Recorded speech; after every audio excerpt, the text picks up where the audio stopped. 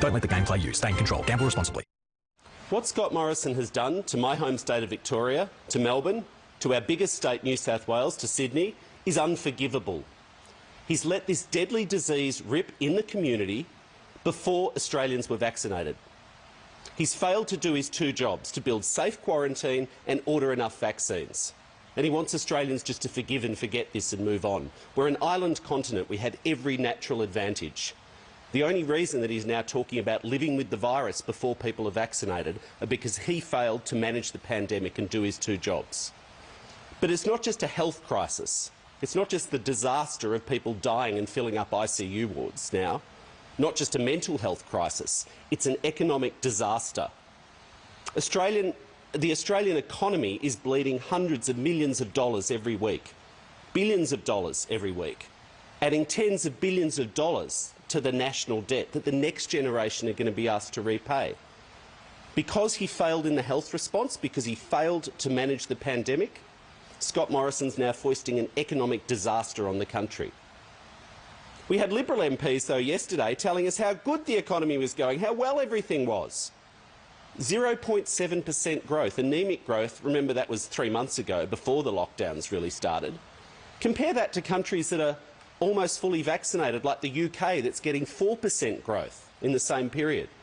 Australians has less jobs, less national wealth, wages are going to go backwards further.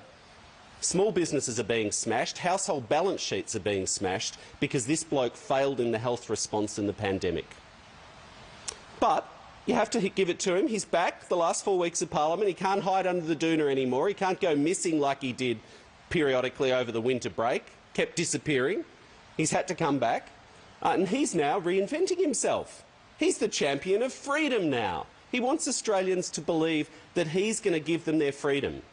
It's like the arsonist who lit the bushfire, turning up saying, well, will you thank me now for putting the fire out? The only reason Australians are locked down, are facing months of lockdowns in Melbourne and Sydney still, are because this bloke failed to do his job, and now he wants them to thank them.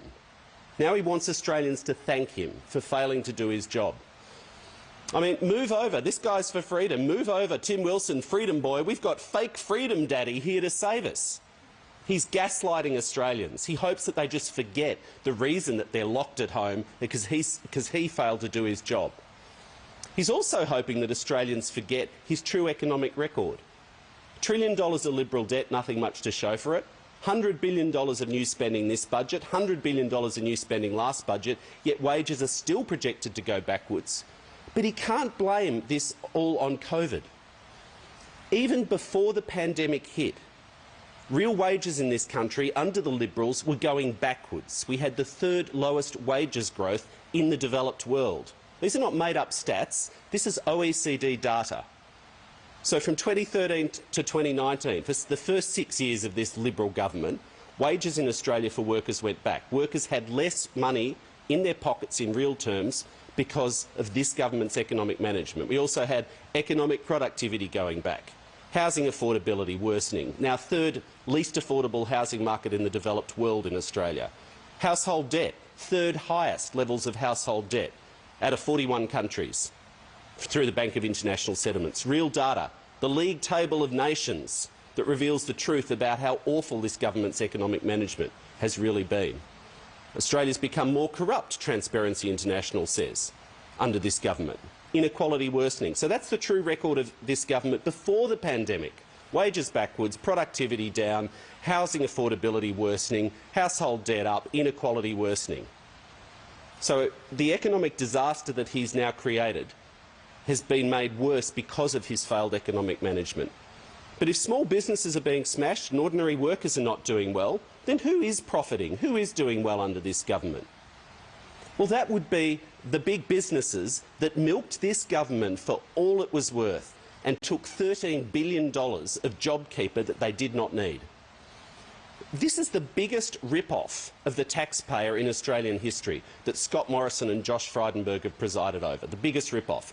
$13 billion paid to companies to increase their revenue and increase their profits, pay themselves executive bonuses in many cases. I mean, Josh Frydenberg has turned the Australian Treasury into a giant ATM You see the wheels spinning night after night. Big business thinking, seriously? They're going to pay us billions of dollars to increase our revenue? OK. Backing up the truck to the Treasury, shoveling the $100 notes in the back, driving off as fast as they can. But we saw something change yesterday. Australians might not have noticed, maybe not all the media noticed, but Josh Frydenberg's tone changed in question time yesterday. He tried to defend his JobKeeper waste and rort. In the previous few weeks, he tried to sort of say, oh, well, you know, bat it away, that's just the opposition. But yesterday, something cracked. He realised that he was under real pressure and that Peter Dutton is going to overtake him in the queue to be the next Liberal leader. His voice changed. He was pleading, oh, please, I didn't mean to do it. But Scott Morrison ticked it off. That's how we designed the scheme. Josh Frydenberg was the Treasurer who presided over the biggest single rip-off of the taxpayer in Australian history. So make no mistake, at the end of these 4 weeks of Parliament, Australians have had a chance to get a sense of the character of this bloke.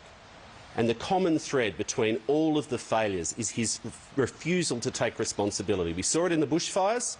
We've seen it with the quarantine. It's not my fault, it's the state's faults. We've seen it with the vaccines. Didn't order enough vaccines. Doesn't take responsibility. It's not me, it's Labor.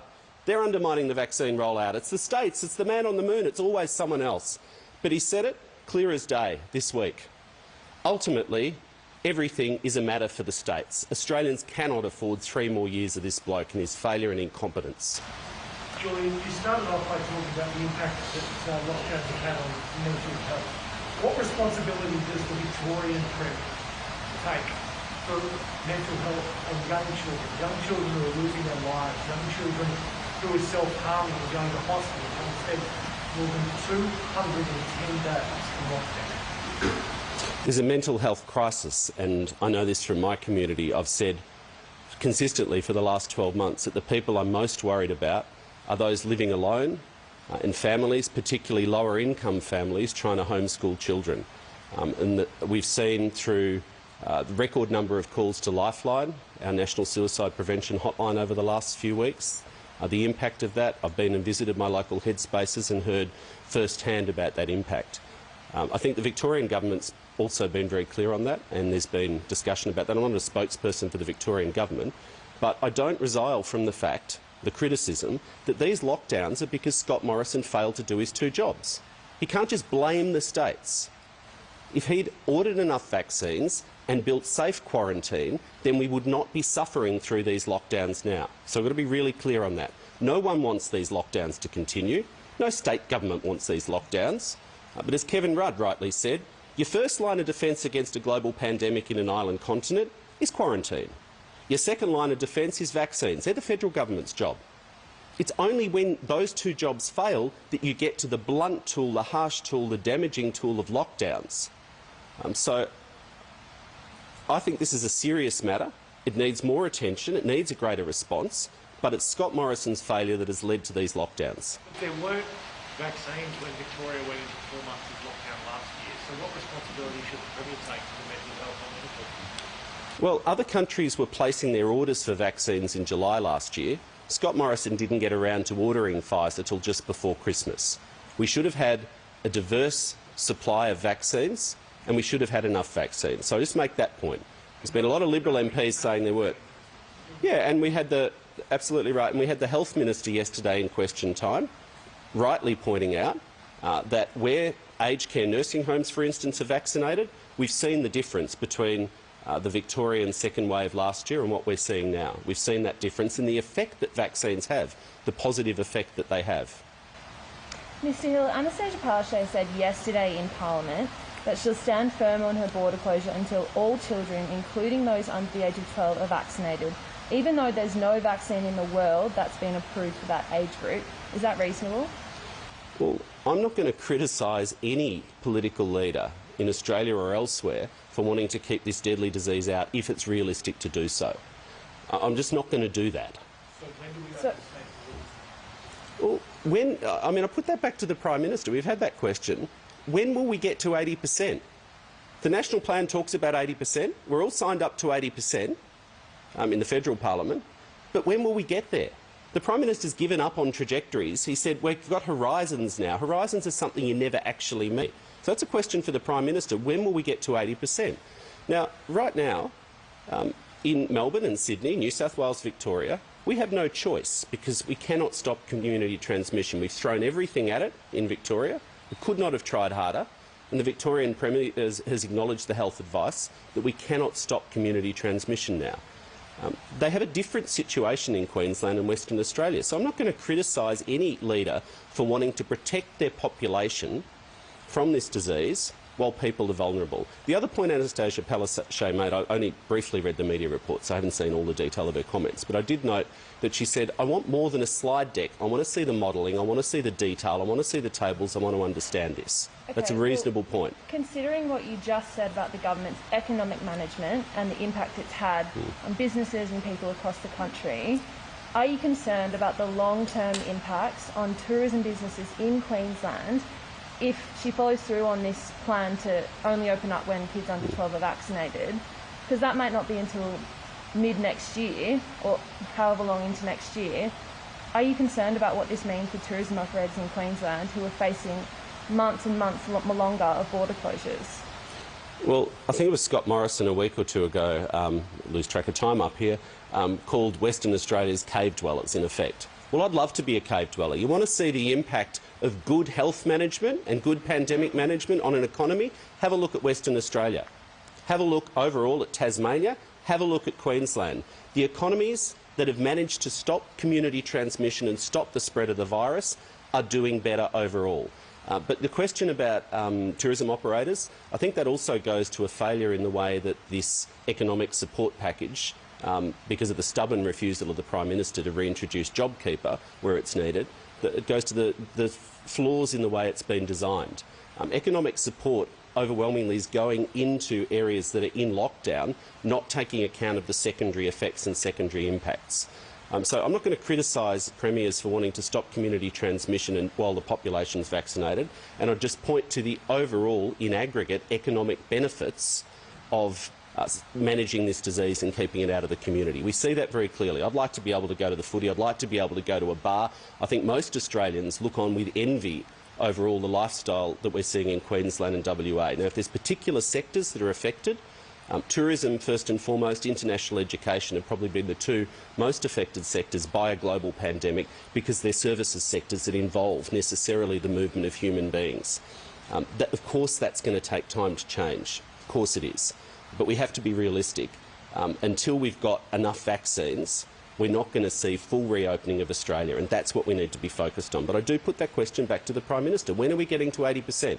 He won't sign up to a target. There's just this vague waffle about Christmas. Well, he said that last year, 12 months ago, pretty much to the day. He said, oh, well, we hope to be opening up by Christmas. He said 35,000 stranded Australians will be home. We need a date, we need a target, we need timelines from the Prime Minister. Well, look, federal Labor's been clear on that. Based on the information that we have now, the modelling that we are privy to, and we're not in the National Cabinet, we support the national plan. But, you know, I've been as clear as I can. We can go around in circles. I'm not going to criticise political leaders for wanting to keep this disease out of their community, and, in the case of Queensland, for saying they want to see the detail sitting behind the modelling. That's a matter for National Cabinet. We're excluded from National Cabinet. We don't get to see that level of detail. But do you acknowledge that if Queensland doesn't open up for months to come because of this vaccine stance that the Premier has taken, there'll be major economic implications for parts of that economy? We want to talk about major economic implications, I'm sorry, but have a look at my hometown of Melbourne. You know, I've said what I've got to say on Queensland and the Queensland Premier's comments, but if we were talking about major economic implications, we're bleeding billions of dollars of economic support into Melbourne and Sydney, with the dreadful news yesterday for my community and my hometown that we're facing potentially months of restrictions until we get enough vaccines. That's the thing at the core of it. You know, the Prime Minister can talk all he likes about how he got 500,000 vaccines on loan from Singapore, or he's sitting on eBay or wherever he's getting the new offers. The fact is there are young Melburnians who queue up every morning at 6 a.m. to get a vaccine so that they can protect themselves and their family, but also get the population rates up. You know, so we want to talk about economic disaster. Frankly, I would much rather be in Queensland or Western Australia than Melbourne or Sydney right now and for the foreseeable future. Thank you. Thank you.